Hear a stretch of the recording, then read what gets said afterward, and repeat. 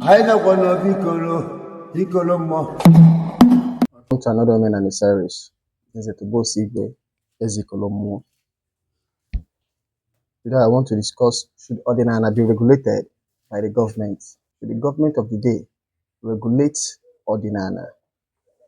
Now, Anambra state government and other state governments in Igbo are working towards regulating the practice of Odinani in Igbo. I remember sometimes ago, was it last year or last 2 years, I did a video where I predicted that something like this is going to happen, that once the government of the day wakes up, that they are going to regulate the practice of Odinani.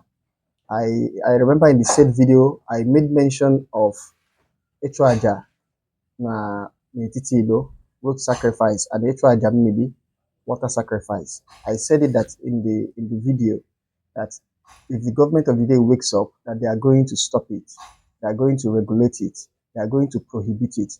In the video I said that why? Because we are now in a heterogeneous society.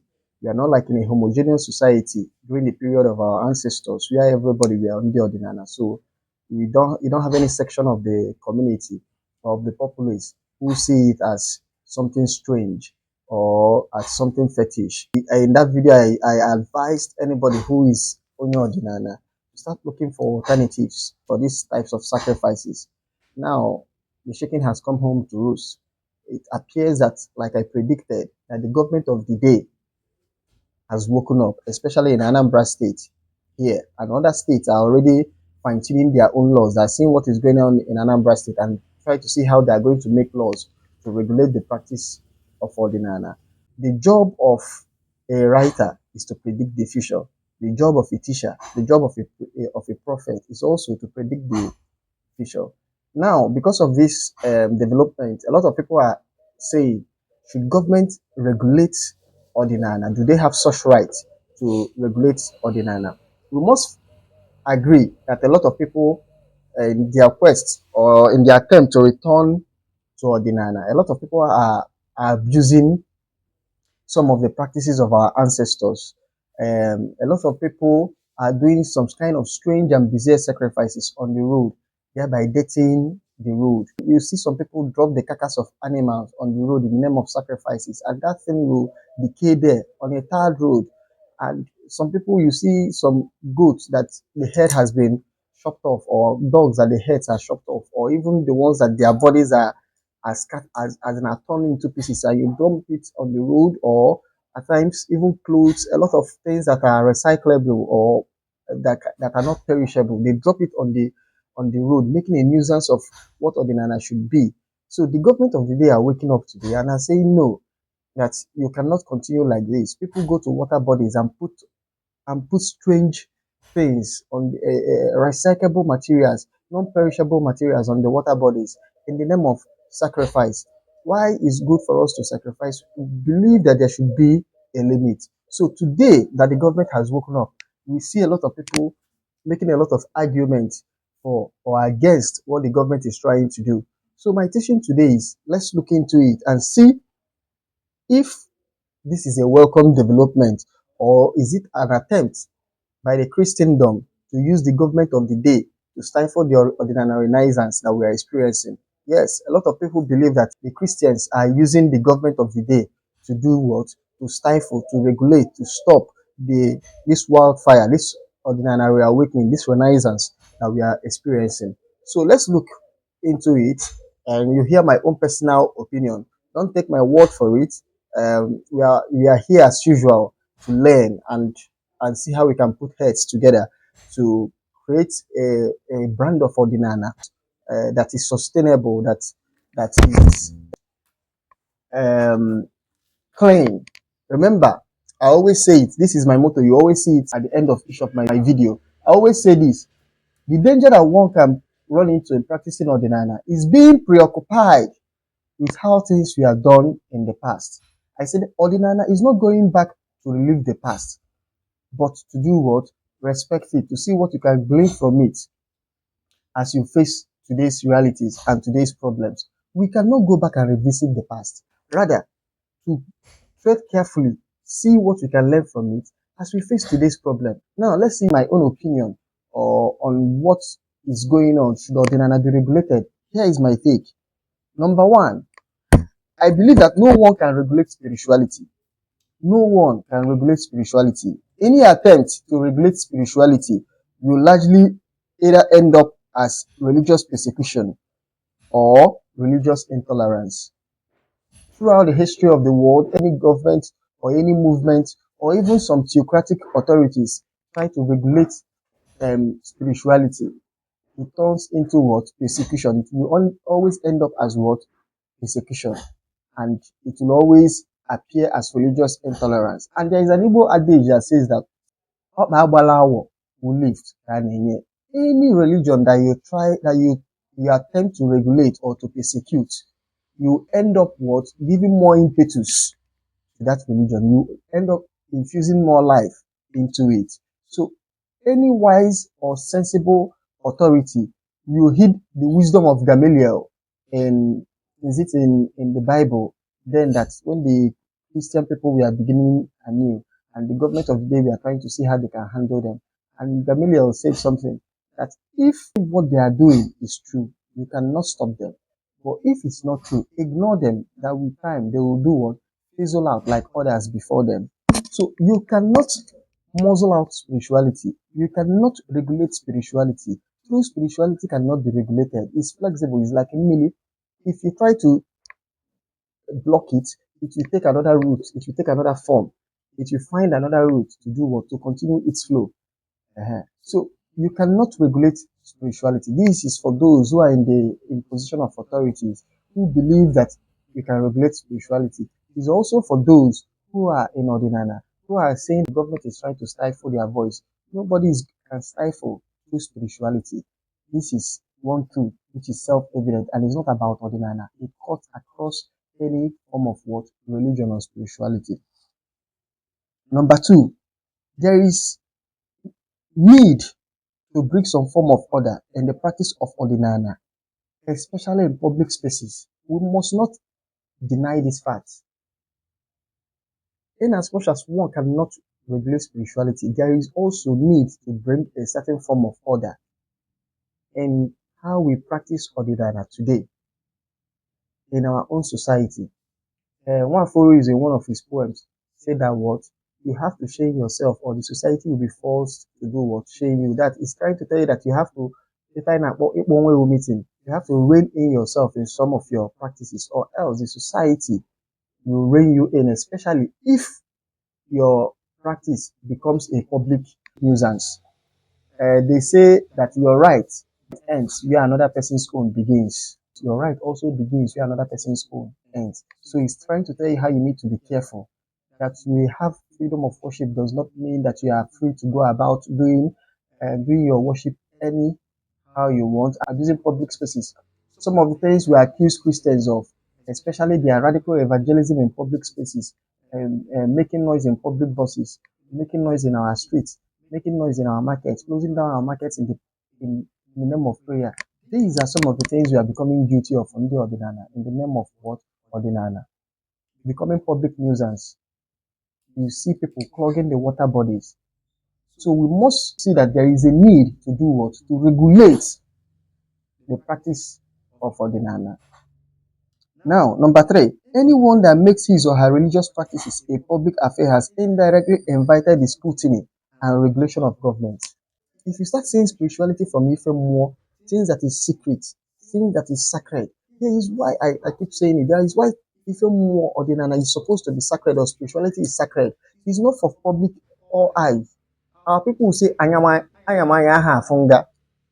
Ayamaya aha funga. That means it's not all eyes that are supposed to behold what is sacred. So, but once things that are supposed to be sacred, and you start making it something that all eyes should behold, then it means that you run the risk of inviting the government to regulate it so that it can protect other people who have no voice but do not like how you go about that your what religious practice. Number four, we must know that government is a constituted authority with the right power to regulate everybody. I keep saying it that government of the day is the real God. Any government of the day is the real God. So a government of the day is a constant authority that have the powers to do what? Regulate anything that they feel that is a threat to the well-being of the society. It's left for them to define what that threat is. So what does this mean? If Christianity understands this and makes to use the government of the day to regulate Odinana, it's now a wake-up call for Odinana practitioners to either sit up politically or keep being docile. You hear some people say that they don't like politics. You hear some people say that they don't try to be, we don't need to organize ourselves. Well, those who understand the power of organization, are going to use the government of the day to regulate you that do not understand the power of organization. Those who understand the power of politics, knowing that the government is the right to regulate their enemies, or to stifle their opposition or to eliminate their opposition, they are going to do it. So what does that tell you as Onyo? If you want to fight for your own survival, you start thinking of how you also try to get into the government of the day. Use the instrumentality of government to safeguard your own practices. Justly, oh, justly. Number five.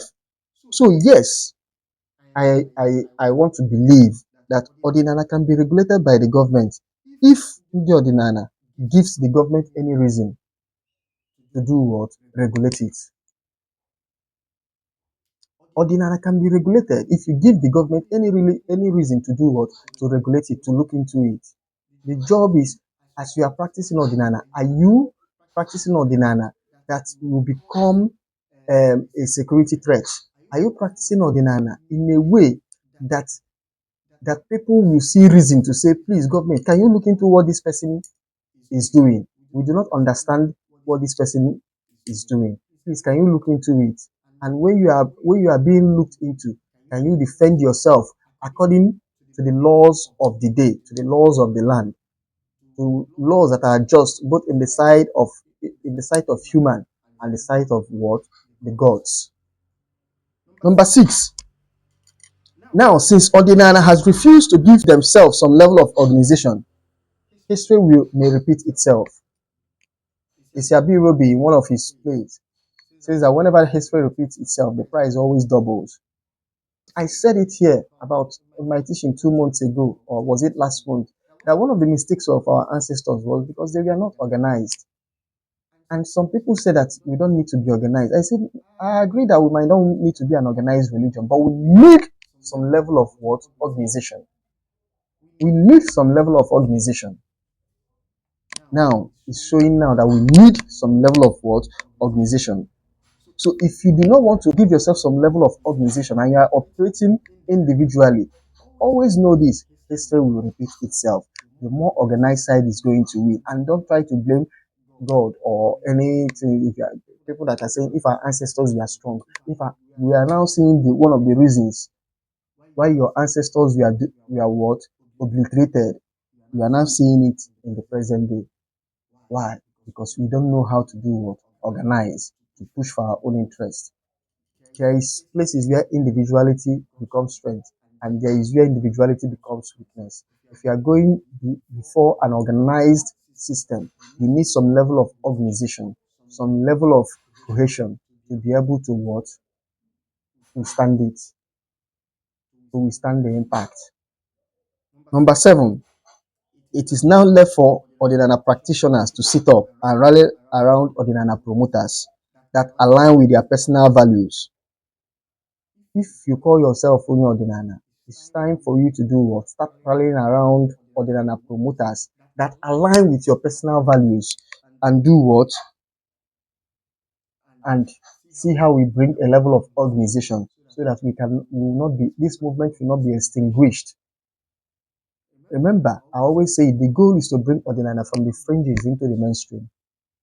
And for us to do it without being extinguished, we need some level of organization. Now, I need to make this clarification.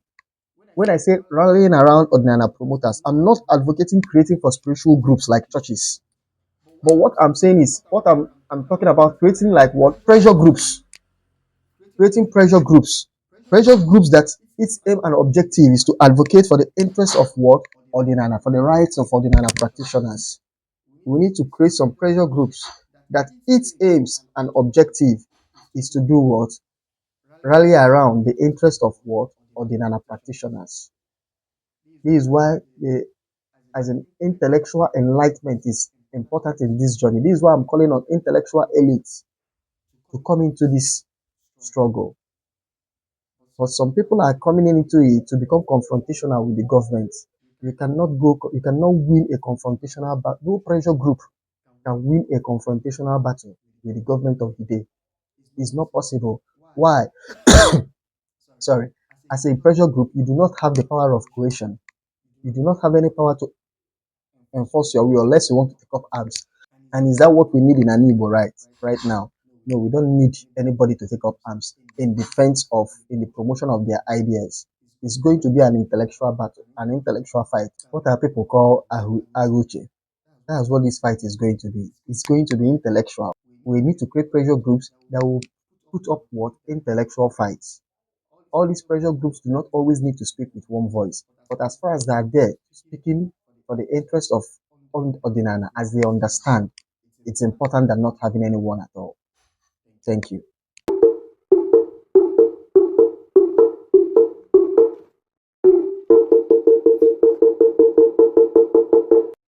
Thank you for watching this video.